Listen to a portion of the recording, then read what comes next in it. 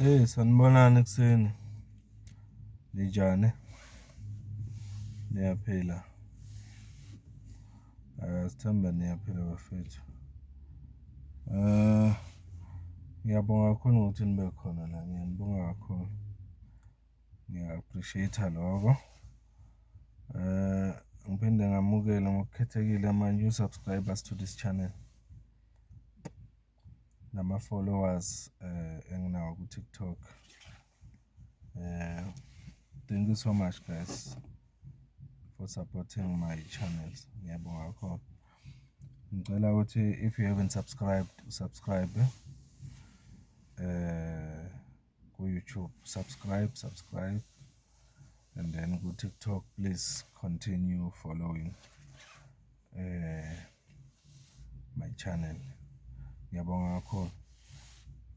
Ngiyathemba ukuthi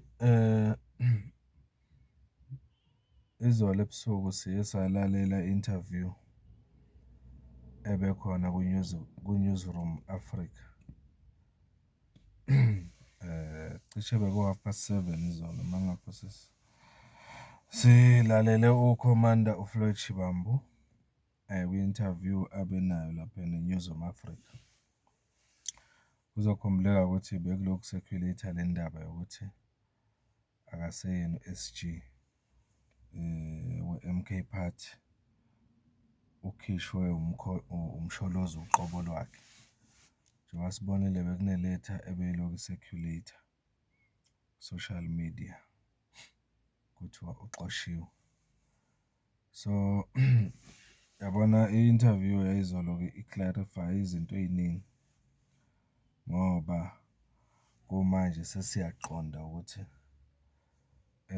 i-MK Party isenaye u-SG and u-SG wayo kusewuyena uCommander uFloyd Shivambu. Uye wakuveza-ke uCommander uFloyd ukuthi akusinto eqala namhlanje ukuthi ku-circulate ama-letter angama-fake abhalwe ngabantu abaney'nhloso zokudivayida i-organization nokuyidicilela phansi ukuthi ingaqhubekeli phambili. Uze wakuveza ukuthi uma ubheka kahle lama-letter lawa a-fake uzowabona ngokuthi kule circle ela kwi-logo, i-center ye-logo ye-MK Party awanayo i-gold, kanti lawa a-real abhalwe i-MK uqobo lwayo abonakala nge-gold circle, which has never been used anywhere else. Kusho ukuthi le gold circle le kwi-logo ye-MK Party iyona ekubonisa noma ekuqinisekisa ngempela ukuthi incwadi isuke ivela kwi-MK Party. So uthi mangabe singayobheka kahle kahle le letter le ebhaliwe okuthiwa ivela ku-President Zuma, sizobona ukuthi fake, into nje engenamsebenzi. So ilokho akakucacisile. Uthi usaqhubeka usewu-SG, akukho umsholozi akakukhuluma naye ukumtshela ukuthi akaseyena u-SG njengoba abanye abantu bese bekhulume kangaka, including i-mainstream media, bese kukhulunywa ngalolu daba njengento ekhona. So ngithi angizokuveza-ke la nami kule video ukuthi after listening to the conversation ka-Commander uFloyd ne-Newsroom Africa, singaqinisekisa ukuthi u-SG we-MK Party kusewuyena uCommander uFloyd Shivambu. Ukuvezile nokuthi noma ukhumbuza abantu ukuthi uma ejoyina i-MK Party wayengajoyinelanga ukuthi azoba umholi wayo noma azothola ama-positions, kodwa wayijoyina nje as an ordinary member.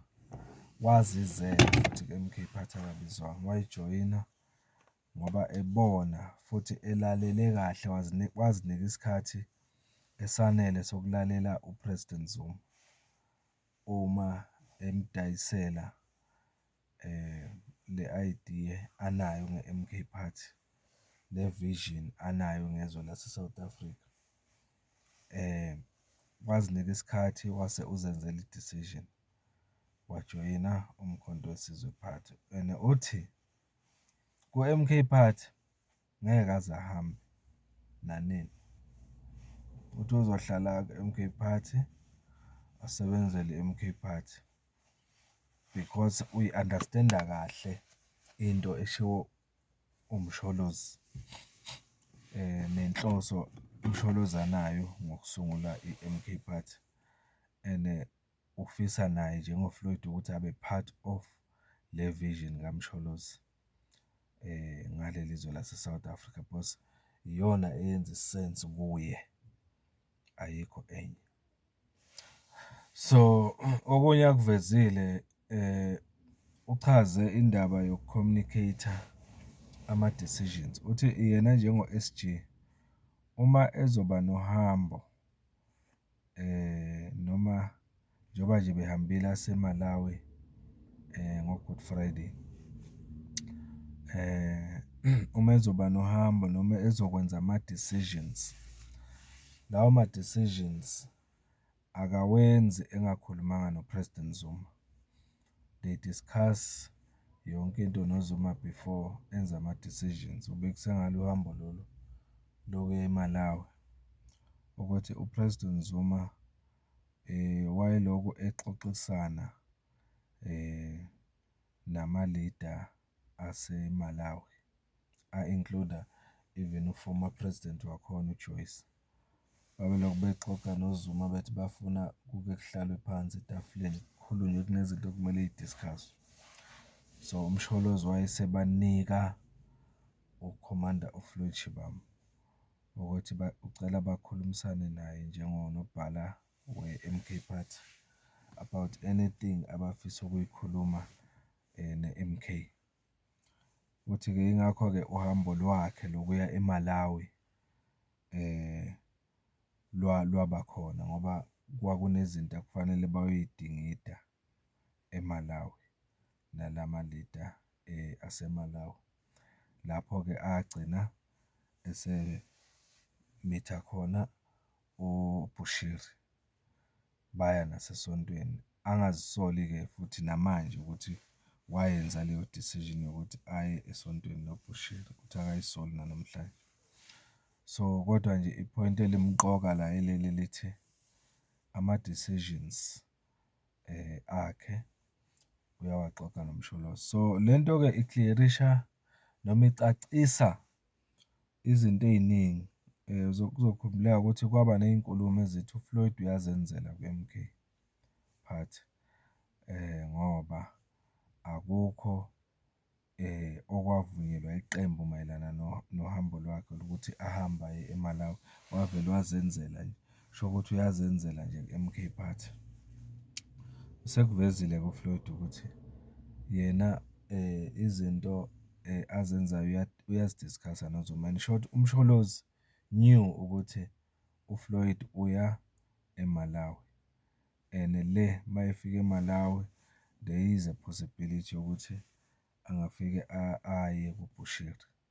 Into leyo okwakungeyona imfihlo kuZuma noShivambu, uyayibona, they discussed everything. Kodwa futhi akakuboni lokho njengento okwakuyi-must ukuthi nakanjani kufuna amtshele uMsholozi ukuthi kumele aye esontweni ngoba indaba yesonto i-decision yomuntu siqu ukuthi ayi-decide-ele ukuthi ngiya kuliphi isonto. There's nothing wrong ngoku-attend-a isonto. So ukuvezile konke lokho. Uphinde waveza-ke nendaba yokuthi akulona iqiniso ukuthi akezwani noDuduzile. Abantu abaningi bayakholelwa ukuthi yena noDuduzile abezwani. Uthi yena noDuduzile bangubhuti nosisi. Whatever eke yenzeka noma yabonwa ngabantu yenzeka between yena noDuduzile, akuyona into angaze ayibeke phezulu lapha ukuthi into kufanele ibe serious noma inakwe and all that, but into nje esemqoka kuye as human beings, yena noDuduzile ba-right kakhulu, and as politicians ba-right kakhulu, basebenzisana kahle kakhulu futhi. There's nothing wrong, yayibona. Uke wakuveza-ke uma esekhuluma-ke manje ngale ndaba le yokungezwani, no, ake ngibeke kanje, le yokuthi uMalema kwi-EFF aregard i-MK Party njengesitha se-EFF, aphinde aregard ama-leader e-MK Party njengabantu abangama-enemy nabangekho right ukuthi asebenzisane nabo. Uthe uFloyd bake bahlala phansi kwi-meeting ye-NHC noma i-National High Command, ba-decide ukuthi locally noma la eSouth Africa ibaphi okufuna basebenzisane nabo, ikakhulukazi kuma-political party. Futhi bathi uma bebheka bafike babona ukuthi amaqembu ahambisana nabo ngokwezidingo zabantu ahlanganisa wona o-EFF no-ANC, even ANC, bafike bathi uma be-characterize-a la maqembu ba-decide ukuthi laba akusiyo izitha zethu laba, o-ANC no-EFF. Kungaba ukuthi siyaphikisana mhlampe ngezinto ey'thile political, ama-ideology and stuff, but akwenzi lokho ukuthi sibe yizitha. In short, uma umlalela kahle uShibambu uthi i-MK Party isengasebenza ne-ANC, isengasebenza ne-EFF futhi, as long nje bengahlala phansi bavumelwane ngezinto ey'thile, ngoba la maqembu onke lawa anesifiso nenhloso efanayo nge-South Africa. So ngeke aze yena njengo-Floyd nanjenge-MK Party baregade la maqembu ezizitha, njengoba la maqembu wona ebheka i-MK Party njengesitha. Uthi if unomqondo okanjalo wokubuka iqembu eliney'fiso nama-interest afana nawakho njengesitha, it means kukhona inkinga ekhona kwipolitiki yakho, because nilwela into efanayo kodwa umbuka njengesitha loya omunye. Ayikho leyo nto leyo.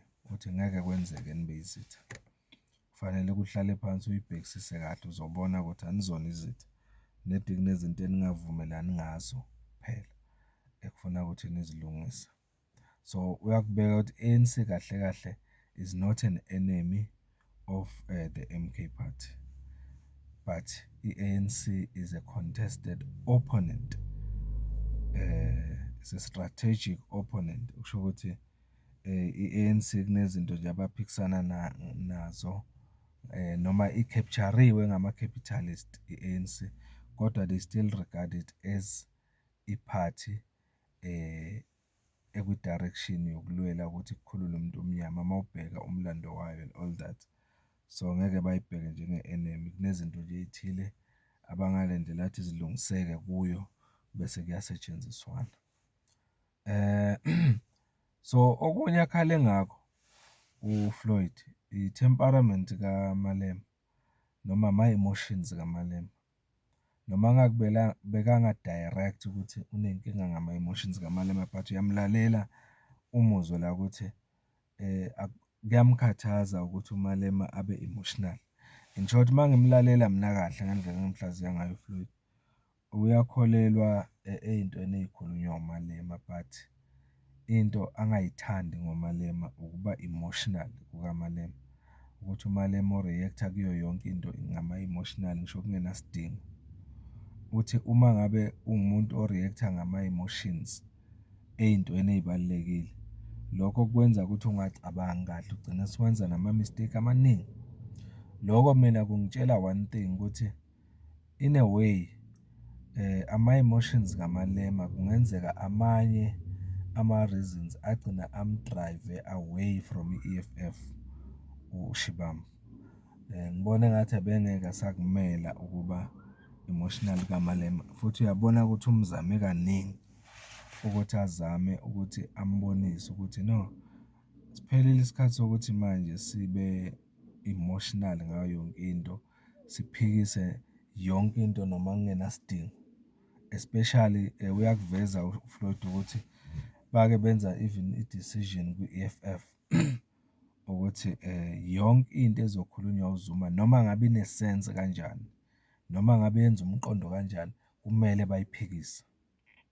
Uthi wayekhunjuzwa uNdlozi ukuthi ngani nguwe Floyd wawuthi yonke into ekhulunywa uZuma kumele siyiphikise noma ingenzi isense, akufanele sibonakale sivumelana noZuma nganoma yini. Uthi yena njengoFloyd useyayisola manje uma ebuyela emuva ebuka zonke lezi zinto ezazikhulunywa uZuma, uyazibona ukuthi zazinesense futhi kube basheshe bazinaka ngalesa sikhathi.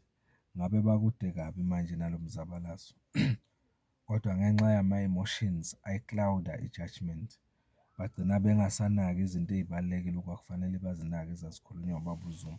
Yingakho manje njengoba esesebenza noZuma ezizwa ekhululekile futhi ejabula kakhulu ngoba manje usebenzisana nomuntu okuwukuthi unomlando wakhe awubonile, ekhuluma ngezinto ezibalulekile ngaleli zwe okufanele zinakwe. Manje he is part of lezo zinto manje, ukhuluma nomsholozi afunde kuye futhi kuningi asazokwenza esebenzisana nomsholozi. Uyayisola ngokuthi nje kumosheka isikhathi ngendlela engafanele ngenxa yama-emotions.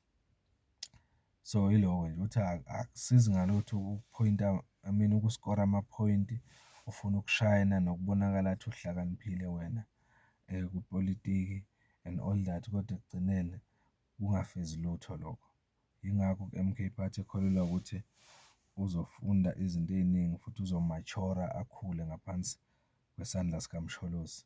Cishe yiloko nje engikunothile kakhulu kule interview yakhe yayizolo ubaba uFloyd Shivambu.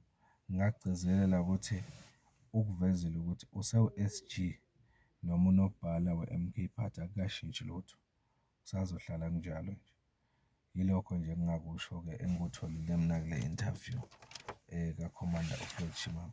So if ungumlandeli we-M_K Party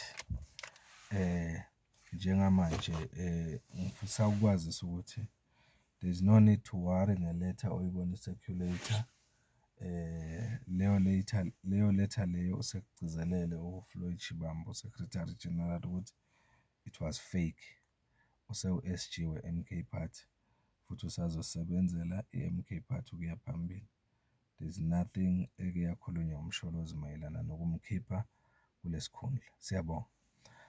If you haven't subscribed, ngiyacela usubscribe, ushare, ukhomente lapha ku-TikTok, ungifollow. Siqhubeke siye phambili. Umfoka Mkhonza, Loniphile bafowethu. Thank you so much.